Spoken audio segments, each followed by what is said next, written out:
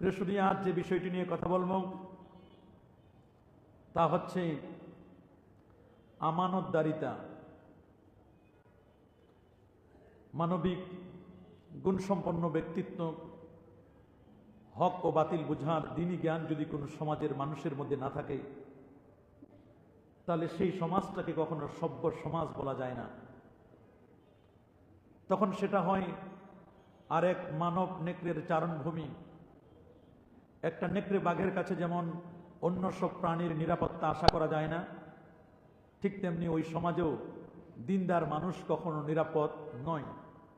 কারণ নেকড়ে বাঘ সুযোগ পেলেই অন্যদের অধিকার এবং অস্তিত্বকে বিলীন করে দেয়। কারণ তার মাঝে হক আর বাতিল, ন্যায় অন্যায় বুঝার কোনো জ্ঞান নেই। একটি নেকড়ে বাঘ কোনটা ন্যায় কোনটা অন্যায়, একটা গরু ছাগলকে যদি আপনি একটা ক্ষেতের সামনে দড়ি ছেড়ে দেন, সে বুঝবে না এই ক্ষেত গরিব মানুষের নাকি বড় লোকের, এটা বুঝবে না, সে অনায়াসে ক্ষেত নষ্ট করে দিবে। আল্লাহর হাবিব প্যারা নবী রাসূল করিম সাল্লাল্লাহু আলাইহি সাল্লাম যখন পৃথিবীতে শুভাগমন করেন, তখন তৎকালীন সমাজ ব্যবস্থা ছিল সেই রকম পশু প্রকৃতির, যেখানে ন্যায় নীতি, মানবতা এবং আমানতদারিতা বিলুপ্ত হয়েছিল। আল্লাহ সুবহানাহু ওয়া তাআলা সেই অধিপতিত আরব জাতিসহ গোটা বিশ্বের সমাজ ব্যবস্থাকে পতন দশা থেকে মুক্তির উদ্দেশ্যে রাসূল করিম সাল্লাল্লাহু আলাইহি ওয়াসাল্লামকে বিশ্ববাসীর কাছে রসুল হিসেবে প্রেরণ করেন এবং তিনি বলে দিলেন, ওয়া আনদির আশীরাতাকাল আকরাবিন, আপনি আপনার নিকট আত্মীয়দেরকে সতর্ক করুন। রাসূল আকরাম সাল্লাল্লাহু আলাইহি ওয়াসাল্লাম আল্লাহর পক্ষ থেকে মানুষদেরকে দ্বীনের দাওয়াত দিয়েছেন। নিয়ামতের বিষয়টি, আমানতের বিষয়টি, এটি এত গুরুত্বপূর্ণ বিষয়। আল্লাহ তাআলা সফলতার মাধ্যম আমানত বিস্তীর্ণ আকাশ পৃথিবী পাহাড়কে গ্রহণ করার জন্য বললে সবাই অপারগতা প্রকাশ করল। ফলে দুনিয়া এবং আখিরাতের সফলতার কথা ভেবে আদম আলাইহিস সালাতু ওয়াস সালাম প্রথম আমানত তার কাঁধে তুলে নেন।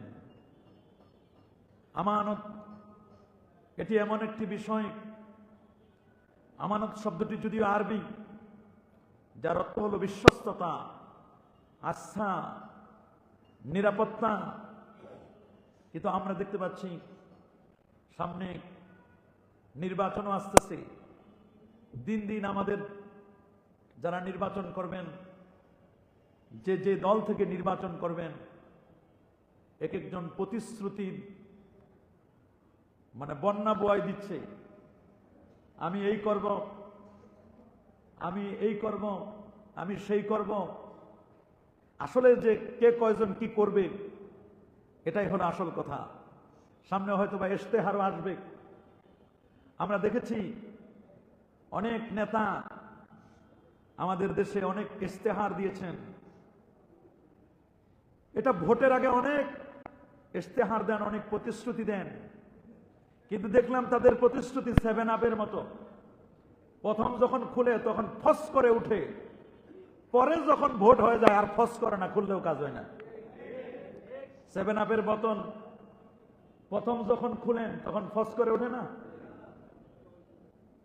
অনেক ফস করে উঠে, কিন্তু দ্বিতীয়বার খোলার সময় আর ফস করে না। এটাকে আমরা নিছক শুধু প্রতিশ্রুতিই মনে করি। নিছক প্রতিশ্রুতি নয়। আপনি যখন একটি ওয়াদা দিলেন, প্রতিশ্রুতি দিলেন, আপনাকে চেষ্টা করতে হবে এই প্রতিশ্রুতিটা রক্ষা করার, এবং এমন প্রতিশ্রুতি আপনি দিবেন, এমন কমিটমেন্ট আপনি জনগণের সামনে দিবেন, যেই কমিটমেন্টটা আপনি রক্ষা করতে পারবেন।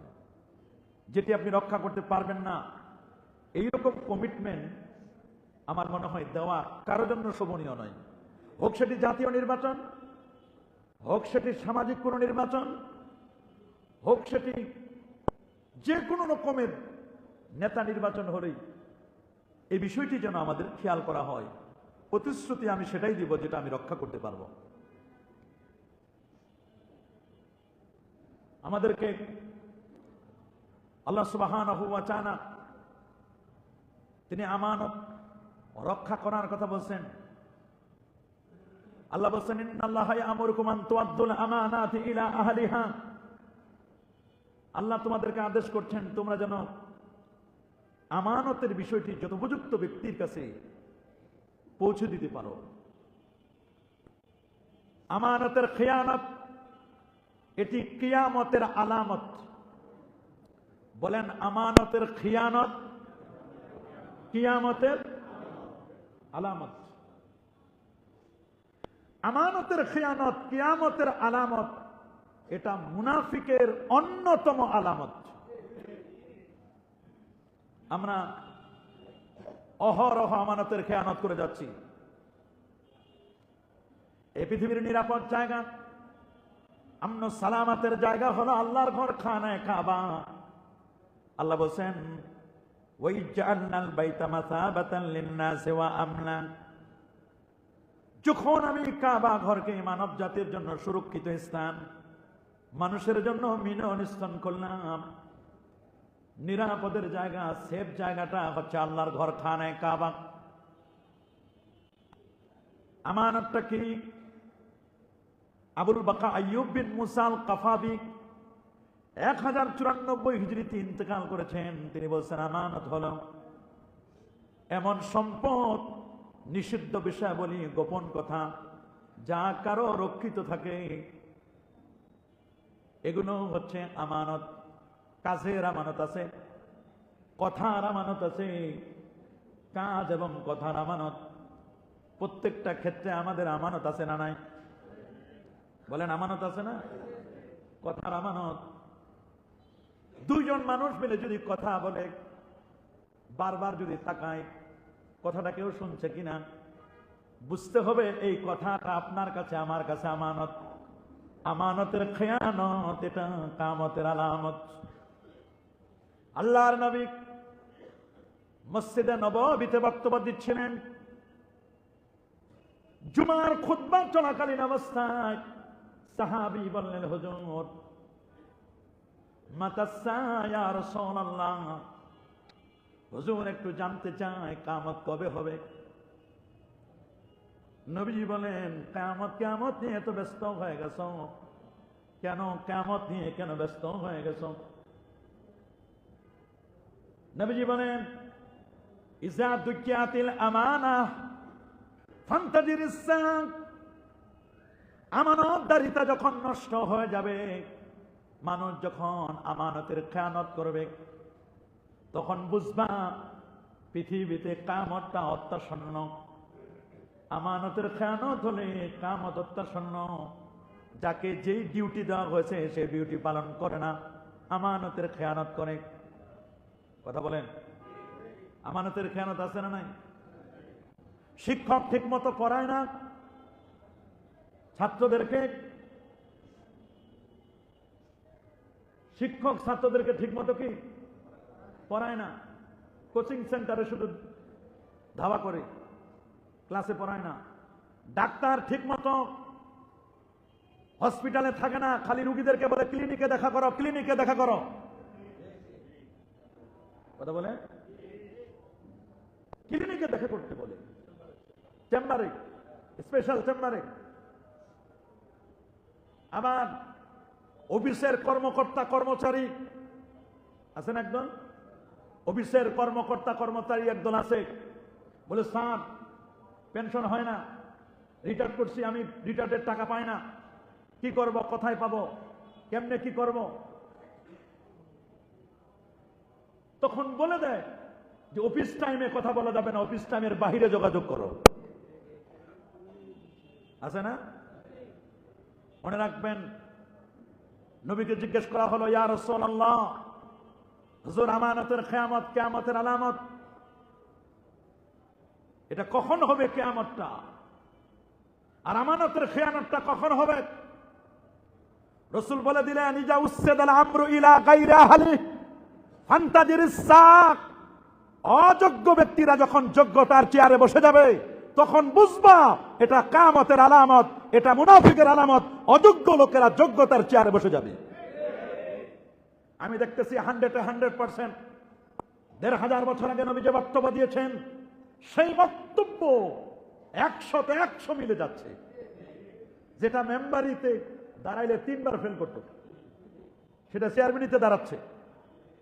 কথা বলেন, যে জীবনে চেয়ারম্যানিতে দাঁড়ানোর যোগ্য না সে উপজেলা চেয়ারম্যানে দাঁড়াচ্ছে, যে জীবনে উপজেলা চেয়ারম্যানিতে দাঁড়ানোর যোগ্য না সে শুনতেছি এমপি পদে দাঁড়াচ্ছে। অধিকার আছে, কোনো সমস্যা নাই, দাঁড়ান, মানুষের অধিকার আছে, দাঁড়াতে পারে। কিন্তু এগুলো কিয়ামতের আলামত। মনে রাখবেন, সমাজের অযোগ্য ব্যক্তিরা যোগ্যতার চেয়ারে বসে যাবে। ভালো মানুষকে আমরা বাছাই করতে পারি না। কি মসজিদে, কি মাদ্রাসায়, কি বাজার কমিটি, কি দেশের রাষ্ট্রের জায়গায়, কোন জায়গায় আমরা ভালো লোক বাছাই করতে পারি না। কথা বলেন, মসজিদের সভাপতি সেক্রেটারি হয় কারা? খোঁজ নিয়ে দেখেন, অধিকাংশ মসজিদের সভাপতি সেক্রেটারি সম্পাদক এগুলো হয় কারা? 5 ওয়াক্ত নামাজ ঠিক মতো পড়ে না। কথা বলেন, 5 ওয়াক্ত নামাজ ঠিক মতো পড়ে না, নবীর সুন্নত তরিকা মতো দাড়ি রাখে না, মাথায় টুপি দেয় না, দেখতে মনে হয় না যে মসজিদ কমিটির সভাপতি। খালি একটু টাকার গরম আছে। কিসের গরম? টাকার গরম, ক্ষমতার গরম। কথা বলেন, টাকার গরম আছে, ক্ষমতার গরম আছে। মসজিদের মাদ্রাসার সভাপতি সেক্রেটারি হয়ে যায়। বলেন হয় কিনা? ক্ষমতা প্রতিপত্তি, এগুলো কিন্তু সিস্টেম নয়। এবছর অবশ্য সরকারি গেজেট হয়েছে কয়েকদিন আগে, মসজিদ কমিটিতে কারা আসবে। গেজেটের মধ্যে যেটা লেখছে, মসজিদের নিয়মিত মুসল্লি যারা, এদের লিস্ট করে এরা যাদেরকে মনোনয়ন দিবেন, মুসল্লিদের মধ্য থেকে যিনি ভালো, মুত্তাকি, পরহেজগার, আমানতদার, বিশ্বস্ত ব্যক্তি, এমন ব্যক্তি তিনি কি করবেন? তিনি এই পদে আসবেন খেদমতের নিয়তে। এখন অনেকে মসজিদে খেদমতের নিয়তে আসে না। অনেকে মনে করে মসজিদে মনে হয় গুড় আছে, মিষ্টি আছে, চিনি আছে। যেখানে গুড়, মিষ্টি, চিনি আছে সেখানে তো পিঁপড়া যাবে। ছোট পিঁপড়া, লাল পিঁপড়া, কালো পিঁপড়া, সব রকমের পিঁপড়া আসে। কথা বলেন, কিন্তু মনে রাখবেন, এটা আল্লাহর ঘর, মসজিদ। আল্লাহর ঘরের খেদমত সবাই করতে পারে না। আল্লাহর ঘরের খেদমত করার জন্য যোগ্যতা লাগে, আল্লাহ পাকের দয়া লাগে। অনেকে মসজিদের খেদমত করে আল্লাহর ওলি হয়ে কবরে বসে শান্তিতে থাকবে, আর অনেকে মসজিদের খেদমত করে কবরে ফেরেশতাদের। আর পরেরটা বললাম না, কি যে অবস্থা হবে, ফেরেশতারা এমন পিটানি খাবে যে বুঝতে পারবে না যে কি হচ্ছে। আল্লাহর ঘরের একটি অর্থ, একটি টাকা আল্লাহর ঘরের কেউ যদি অন্যায়ভাবে জুলুম করে যদি আপনি অপচয় করেন, আল্লাহর কাছে আপনাকে আমাকে জবাবদিহি করতে হবে। এতে আমিও পার পাবো না। এই জায়গাটা আমানত, আমানতের খেয়ানত যদি আমি করি, আমাকেও আল্লাহর কাছে জবাবদিহি করতে হবে। আমি জবাবদিহির ঊর্ধ্বে না, আপনিও জবাবদিহির ঊর্ধ্বে নয়। কুল্লুকুম রাইন ওয়া কুল্লুকুম মাসউলুন আন রাইয়াতিহি। আল্লাহ নবী বলেন, প্রত্যেকে তোমাদের দায়িত্বশীল, প্রত্যেকে তাদের দায়িত্ব সম্পর্কে আল্লাহর দরবারে জিজ্ঞাসিত করতে হবে। সবাইকে আল্লাহর দরবারে আমরা জিজ্ঞাসিত হব, কেউ আমরা পার পাবো না। আপনি মুসল্লি, আপনারও ডিউটি আছে। আমি ইমাম, আমারও ডিউটি আছে। আমি মুয়াজ্জিন, আমার ডিউটি আছে। আমি খতিব, আমারও ডিউটি আছে। প্রত্যেকের আপনার দায়িত্ব আছে। আলহামদুলিল্লাহ, এবছর মসজিদের গেজেট পেশ হয়েছে। গত পরশুদিন আগে গেজেট পাস হয়েছে। 15 সদস্য বিশিষ্ট একটি কমিটি হবে ইনশাআল্লাহ। বলেন কত সদস্য বিশিষ্ট? 15 সদস্য বিশিষ্ট। এটা সরকারি সিস্টেম, এটা বেসরকারি মসজিদের জন্য 15 সদস্য বিশিষ্ট কমিটি হবে। ভালো মানুষগুলো আমরা টার্গেট নিচ্ছি যে সমস্ত মুসল্লিদের একটা ডাটা আমাদের কালেকশন করার কথা বলা হয়েছে। সমস্ত মুসল্লিদের ডাটা আমরা কালেক্ট করব। আপনারাই সম্মতি দিয়ে একজন ভালো মানুষ, এই 15 জন মানুষ আপনাদের মধ্যেই আছে, এই মসজিদের মধ্যে আছে, এই 15 জন মানুষকে বাছাই করে 3 বছরের জন্য আল্লাহর ঘরের খেদমত করার সুযোগ পাবে। পর্যায়ক্রমে প্রত্যেকটা মুসল্লি যেন আল্লাহর ঘরের খেদমত করতে পারে, এই সুযোগটা যেন নিতে পারে। এমনও হতে পারে সবাই মিলে যদি বলে একজন রিক্সাওয়ালাকে মসজিদ কমিটির সভাপতি বানাবো, তিনিই হবেন সভাপতি। যদি রিক্সাওয়ালা 5 ওয়াক্ত নামাজি হয়, প্রথম কাতারে নামাজ পড়তে পারেন, যদি ইমানদার আল্লাহওয়ালা হন। কথা বলেন। এটা আমি ভালো মনে করি যে না, একটা সুন্দর কাজ হয়েছে। কার কি দায়িত্ব? খাদেমের কি দায়িত্ব? মুয়াজ্জিনের কি দায়িত্ব? ইমামের কি দায়িত্ব? খতিবের কি দায়িত্ব? এই দায়িত্বটাও সেখানে বলে দেওয়া হয়েছে। তবে দায়িত্বের সাথে সাথে ভাতাও নির্ধারণ করে দিয়েছে, কিন্তু এটা কমিটি দিতে পারবে কিনা এটা হলো কঠিন। চিফ ইমাম, যিনি প্রধান ইমাম, ওনার বেতন হবে উপসচিবের পদ, 5ম গ্রেডে ওনার বেতন। তা আমি খোঁজ করে দেখলাম 5ম গ্রেডের যে বেতন, প্রধান ইমামের যিনি বেতন, তার বেতন দেখলাম সব মিলে 66,500 টাকা। 60 প্লাস 6, 66,500। এই বেতন কি কখনো দেওয়া সম্ভব? কঠিন হয়ে যাবে। সরকার যদি বলে যে আমরা অর্ধেক দিব, তা কমিটি অর্ধেক দিবে, তাও মেনে নেওয়া যায়। আল্লাহ জানে সরকারের নিজের ঝুলিতেই তো।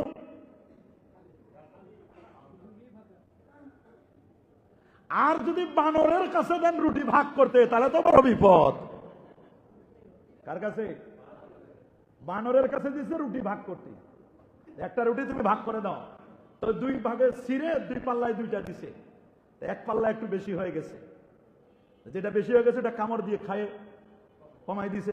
আর এটা যখন কমাই দিছে, এই পাল্লাটা বেশি হয়ে গেছে, আর এই পাল্লায় যখন বেশি হয়ে গেছে, এখন এটা আরেকটা কামড় দিছে, তখন আবার এই পাল্লা বেশি হয়ে গেছে, তখন আবার এই পাল্লাটা কামড় দিছে, এই পাল্লাটা বেশি হয়ে গেছে। এখন শেষ পর্যন্ত কামড় দিতে দিতে দিতে দিতে মূলে নাই, রুটি শেষ করে দিছে। এখন যদি রুটি দিবেন কার হাতে, এটাও দেখে নিতে হবে। বানরের কাছে দিবেন না ভালো মানুষের কাছে দিবেন, রুটি দেওয়ার আগে বুঝে শুনে দিতে হবে।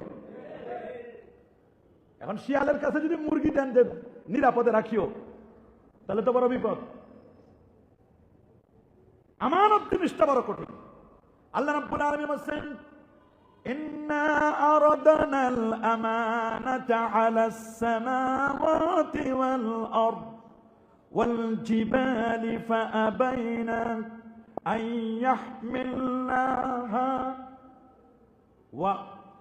يحملناها واشفقنا منها وحملها الإنسان إنه كان ظلوما جهولا।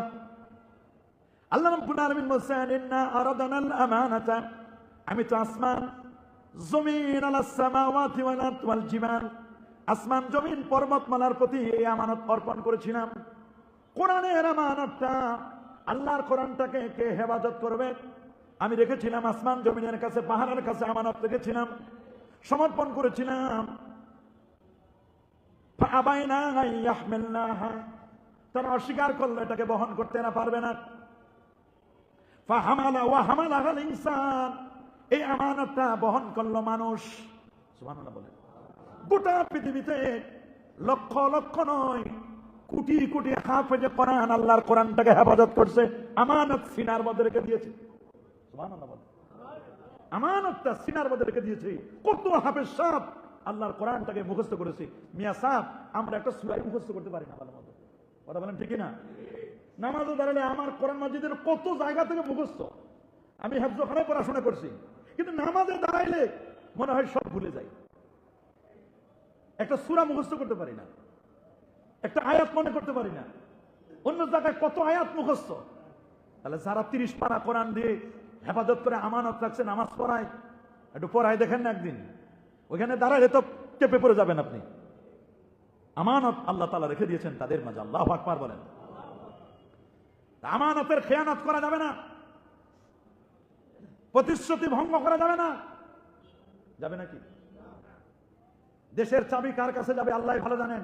তবে আমরা বলবো, এমন একজন লোকের কাছে যাক দেশের চাবিটা, যেই লোকটা আমাদের ঈমান, আমল, আকীদা, আদর্শ, সিলসিলা, আমাদের সবকিছু যার কাছে আমানত, যিনি খেয়ানত করবেন না। কথা বলেন। এমন ব্যক্তির কাছে আমাদের এই দায়িত্বটা যাও। কথা বলেন ঠিক না? সে যেই দলের হোক, যেই মতের হোক, যেই পথের হোক। কারণ আমি তো ব্যক্তিগত, আমাদের কোনো রাজনীতির কোনো খায়েশও নাই, আর রাজনীতি আমরা করিও না। আমরা কে সরকার গঠন করবে এটা আমাদের কোনো উন্নতিও হবে না, আবার অমরিত না। আমরা শুধু চাই দেশে একটু শান্তি শৃঙ্খলাটা ঠিক থাকুক, একটু যেন শান্তিতে দিব্যি যেন চলাফেরা করতে পারি, ঠিক কিনা বলেন? আমাদের যাদের কাজ সেটা করতেই হবে, কেউ আমাদেরকে কাজ করে দিবে না, দিবে নাকি? দিবে? আমরা একটু চাই দেশে শান্তি শৃঙ্খলাটা ঠিক থাকুক, একটু নির্বিঘ্নের জন্য চলাফেরা করা যায়, ব্যবসায়ীরা যেন নির্বিঘ্নে একটু ব্যবসা করতে পারে, চাকরিজীবীর একজন চাকরি যেন ভালো মতো নির্বিঘ্নে করতে পারে, এটাই তো তাদের কাজ। কথা বলেন ঠিক না? আজকে আমানতের খেয়ানত বড় কঠিন। এই ভোট, এটাও আপনার কাছে আমানত, বলেন না? ভোটটাও কি? এই ভোট আপনার আমানত। এই ভোটটা আপনি এমন লোককে দিবেন যেই লোক আপনার রাষ্ট্রের কাজ করবে, দেশের কাজ করবে, আপনার জান মালের নিরাপত্তা দিবে, এমন ব্যক্তির কাছে আপনি সাপোর্ট করবেন, লাইক দিবেন এমন ব্যক্তিকে। তবে ভোট আপনার, যাকে খুশি আপনি তাকে দিবেন, বুঝে শুনে দিবেন। তবে আর রাতের দিনের ভোট রাতে যেন আর না হয়। কথা বলেন? দিনের ভোট রাতে হতে আর দেওয়া যাবে। আমাদেরকে পাহারা দিতে হবে। দেশে একটু শান্তি শৃঙ্খলা আমরা চাই কি চাই না? যারা আল্লাহর মেহেরবানি এবছর সবাই সোচ্চার, ভালো লেগেছে। আমি আচরণ বিধিতে দেখেছি পরে, আজকে সকালেও পরে দেখলাম আচরণ বিধি, দেখলাম যে এবার পোস্টার করা যাবে না, পোস্টার এবার নিষিদ্ধ, ব্যানার করা যাবে। পোস্টার কি? মসজিদে এসে ভোট চাওয়া যাবে না। খুব ভালো কাজ করছে, আমি ধন্যবাদ জানাই সরকারকে, কারণ আমরা খতিবরা পড়ি বিপদে। এটা একটা কামের কাম করছে। মসজিদে এসে ভোট চাওয়া যাবে না, চাইবে দোয়া। বলেন কি চাইবে? দোয়া চাইতে পারে যে আমি আপনাদের খেদমত করতে চাই, আমার জন্য একটু দোয়া করবেন। মসজিদে নির্বাচনী প্রচারণা করা যাবে না, কোন মাদ্রাসায়ও না। এখন আল্লাহ জানে কয়জন মানে, দেশে তো আইন থাকে, আইনের উপর একটা ফোঁটা দিলে আইন হয়ে যায়। কথা বলেন? লেখছে এখানে ইউরিন পাস করলে, প্রসাব করলে 50 টাকা জরিমানা লেখা আছে না? ধূমপান করলে 50 টাকা জরিমানা। যে আইন করে এমন দেখবেন খুঁজে নিজেও সে ধূমপান করতে করতে আইন লিখছে। যখন আইনটা লেখে তখন ধূমপান অবস্থা আইন লিখছে, তাহলে আর কেমনে হবে বলেন? কি যে বিপদ। খুব খুশি লাগছে, আমার ভালো লাগছে যে না, আরেকটা জিনিস করবেন। আমি অনুরোধ করব, আমার বক্তব্য যেহেতু অনলাইনে সারা ওয়ার্ল্ড ব্যাপী চলতেছে, সবাই শুনতেছে, আমার দেশের যারা এবছর যারা নির্বাচন করবেন, সমালোচনাটা বাদ দেন। কেউ কারো সমালোচনা না করে আপনি কি করবেন পজিটিভলি চিন্তা করে করে আপনি জনগণকে বলেন আমি আপনাদের জন্য এই করব, যেটা প্রতিশ্রুতি দিবেন রক্ষা করতে পারবেন, এইরকম প্রতিশ্রুতি দিবেন। মিথ্যা প্রতিশ্রুতি না দেওয়াই ভালো। কথা বলেন? মিথ্যা প্রতিশ্রুতি শুনতে শুনতে কান আমাদের বয়রা হয়ে গেছে। কথা বলেন?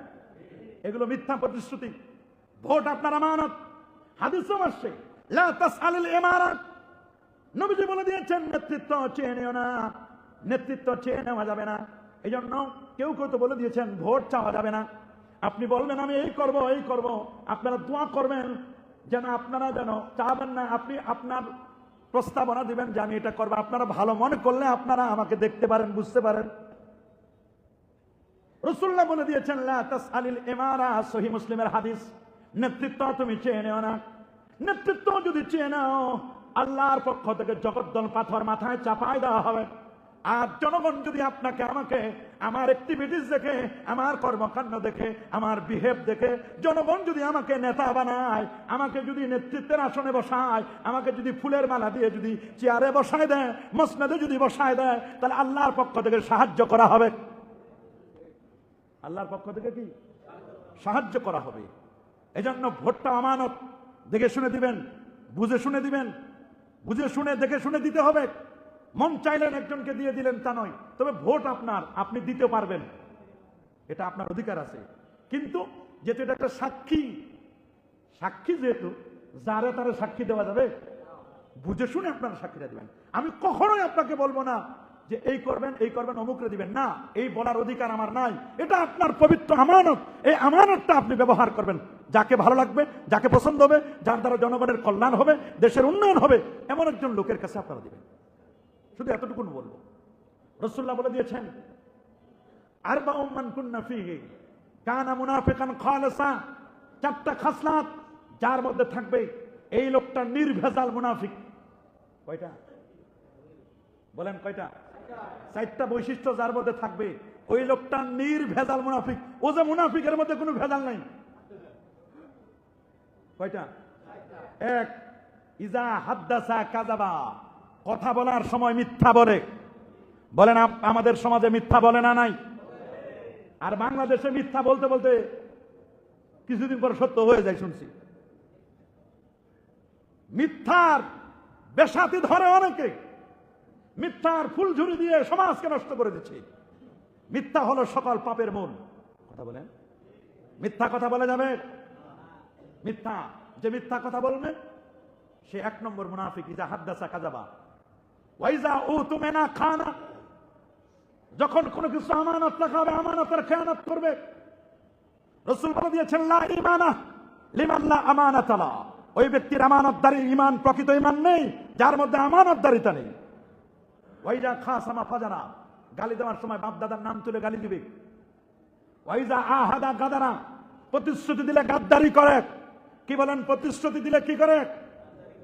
আমার দেশে আগেও শুনেছি দেশ চলবে কত রকমের, কোরআন সুন্নাহর বাইরে একটা এজেন্ডা করা যাবে না, এরকম প্রতিশ্রুতি দেয় নাই? প্রতিশ্রুতি দিয়েছে, রক্ষা হয় নাই। দেখেছি আমরা কোরআন সুন্নাহ বিরোধী আইন হয়েছে না নাই সমাজে? হয় নাই? এদেশে মদের লাইসেন্স দিছে কারা? খোঁজ নিয়ে দেখেন। মদ তো হারাম। আজকে যুব সমাজ নষ্টের পিছনে গত জুমায় আমি বলেছিলাম 3 ডব্লিউ নিয়ে পৃথিবী শাসন করছে।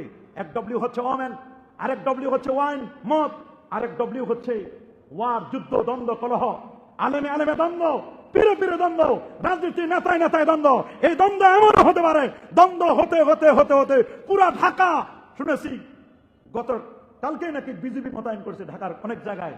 আমরা যদি নিজেরা দ্বন্দ্ব, কলহ, মারামারি, কাটাকাটি, খুন খারাপি করে করে সব নষ্ট করে দিই, এদেশের মানুষ নিরাপত্তাহীনতায় ভুগবে। আমরা চাই নিরাপদ, চাই কি চাই না? যারা বলে নিরাপত্তা চাই, আমরা অন্য কিছু চাই না। শান্তিতে আমরা থাকতে চাই। কি আমরা সবাই শান্তিতে থাকতে চাই? আমরা শান্তিতে থাকব।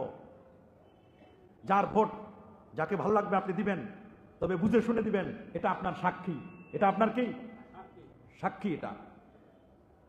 তবে মনে রাখবেন, মনে রাখবেন আপনি কি করছেন এটা আমার আল্লাহ, দুনিয়ার কেউ না দেখুক, আল্লাহ দেখেন কিনা, দেখেন কিনা। জনগণকে ধোঁকা দিবেন না। রাসূলুল্লাহ বলে দিয়েছেন মান গাশশানা ফালাইসা মিন্না, যারা আমাদেরকে ধোঁকা দেয়, যারা আমাদেরকে ধোঁকা দেয় তারা আমাদের দলের অন্তর্ভুক্ত নাই, ইসলামের সাথে তাদের কোনো সম্পর্ক নাই। যুগে যুগে ধোঁকাবাজ বের হয়েছে, ধোঁকা দিবে অনেকেই। আমরা ধোঁকার সাথে, প্রবঞ্চনার সাথে আমরা কখনো হাত মিলাবো? ধোঁকার সাথে আপনারা থাকবেন না।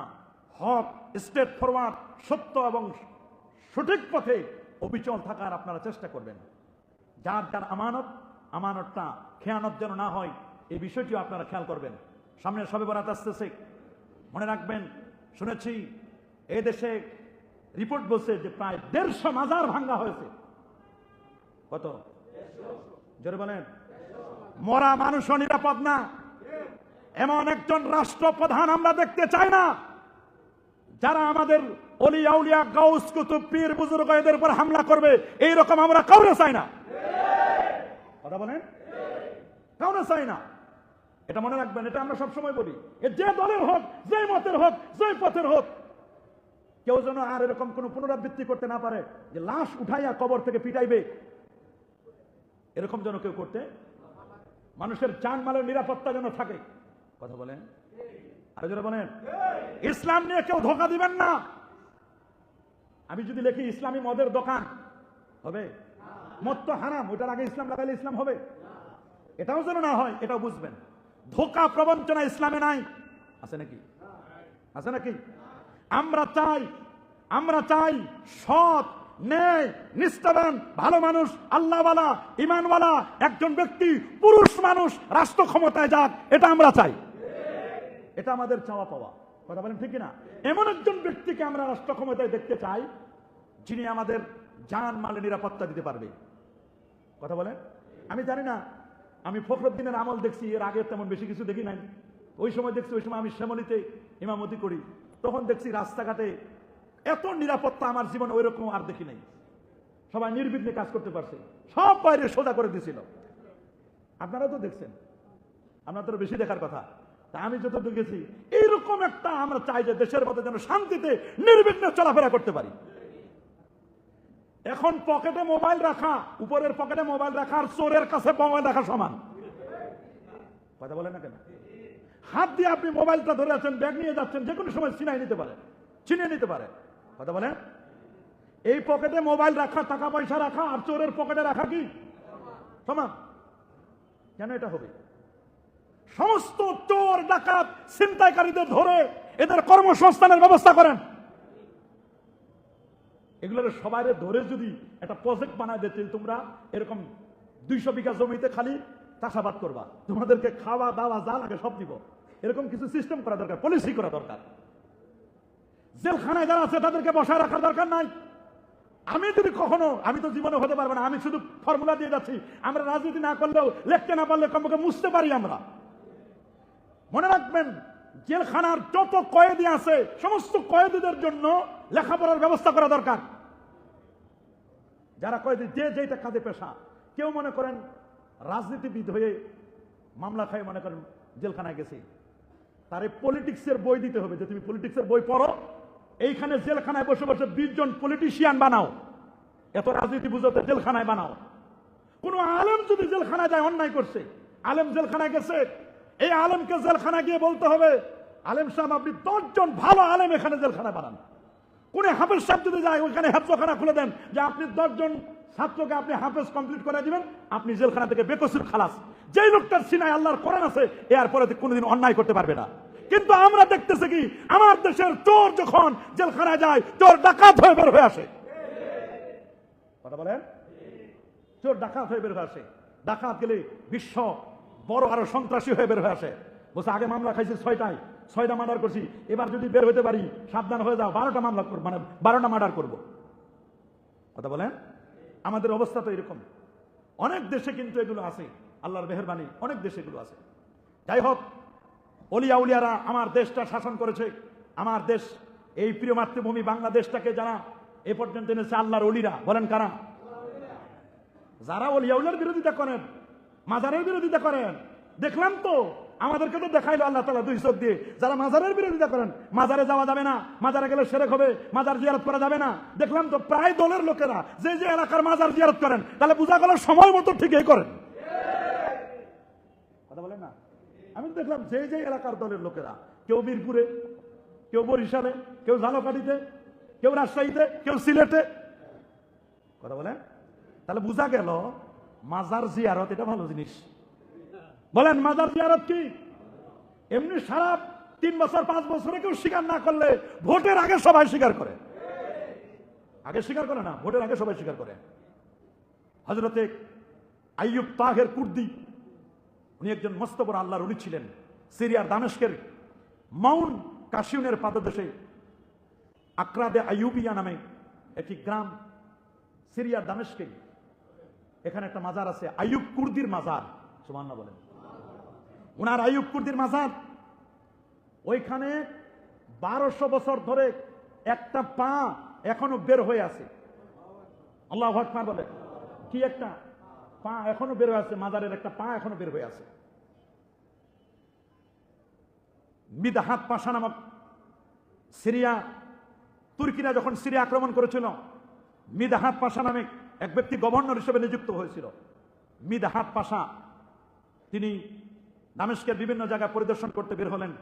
গভর্নর মিদহাত পাশা পরিদর্শন করতে করতে হযরত আইয়ুব তাহের কুর্দির মাজারে প্রবেশ করে পায়ের কাছাকাছি অংশে দাঁড়িয়ে বলতে লাগলো, কুর্দি ডাকাত ছিল, চোর ছিল, তাকে কে ওলি বানাইছে? মানে আল্লাহর ওলির নামে একটা মিথ্যা কথা বলেছে। আল্লাহর ওলির মাজারে গিয়ে কে তোমরা তার ওলি বানাও, ওলি মনে করো, তাকে পীর মনে করো, বুজুর্গ মনে করো, মিথ্যা কথা বলেছে। মিথ্যা কথা যখন বলছে, গভর্নর, নামটা ছিল মিদহাত পাশা, আল্লাহর ওলি কবর থেকে পা বের করে এমন এক লাথি মারছে, জায়গায় মিদহাত পাশা মারা গেছে। জায়গায় স্পট ডেড, পা বের করে দিচ্ছে মাজার থেকে। সুবহানাল্লাহ বলেন। আমার মনে হয় যারা মাজার ভাঙতে যায়, এইরকম কোন আল্লাহর ওলি যদি 2-1টা পা বের করে ওদেরকে লাথি দিয়ে সোজা করতো, তাহলে আর মাজার ভাঙতে যেত না। কথা বলেন। মাজার ভাঙার শখ মিটাই দিত, মাজার ভাঙার শখ মিটাই দিত। গভর্নর মিদহাত পাশা সেখানে মারা গেল। মারা যাওয়ার পরে পাটা অনেক চেষ্টা করে ভিতরে ঢুকানোর জন্য চেষ্টা করতেছে, কোনো মতে পা ঢুকাতে পারলো না।